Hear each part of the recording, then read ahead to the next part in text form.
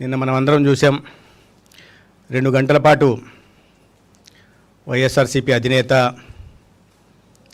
మాజీ ముఖ్యమంత్రి శ్రీ జగన్మోహన్ రెడ్డి గారు ఒక ప్రెస్ కాన్ఫరెన్స్ పెట్టి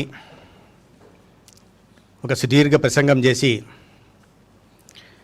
అనేక రకాలైన అలవాటైన అబద్ధాలని వారి వల్ల వేయడం జరిగింది. దాంట్లో భాగంగా విశాఖపట్నానికి మొదట డేటా సెంటర్ నేనే తెచ్చానని,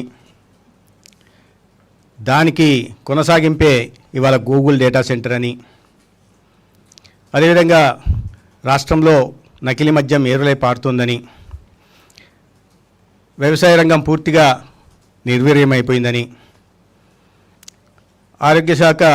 ఆరోగ్య వ్యవస్థ కుప్పకూలిపోయిందని, అనేక రకాలైన అబద్ధాలని వాళ్ళు 2 గంటల పాటు చెప్పడం జరిగింది. ఇవన్నీ చూస్తున్నప్పుడు నాకు ఒకటి అనిపించింది. కన్ఫాబులేషన్ అని ఒక ఫినామినన్ ఉంటుంది.